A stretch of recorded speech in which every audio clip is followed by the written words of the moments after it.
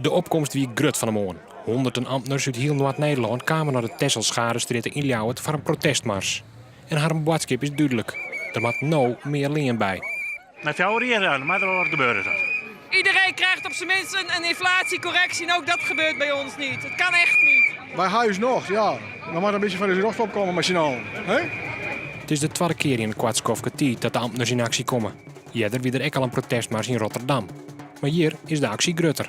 We zitten hier denk ik zeker met 1500 man, we hebben ze nog niet geteld. We hadden in Rotterdam een hele grote stoet, maar deze is langer. Friesland, het noorden, laat zien dat het menens is dat we een goede CAO verdienen na 4 jaar 0. Nou ja, wij staan vanaf 2011 staan we stil.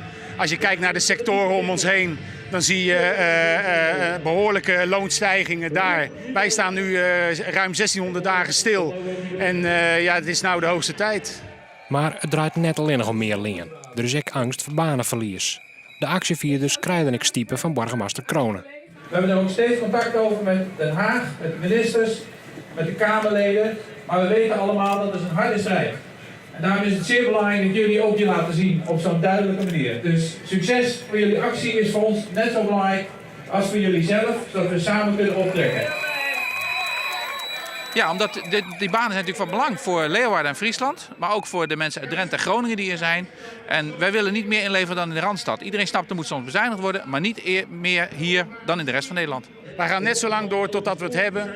En wat ons betreft een reële loonsverhoging. Dat zou tenminste 3% moeten zijn. En dan praten we ook nog over geld wat in de afgelopen 4 jaar is achtergehouden. Dus dat willen wij er ook nog bij.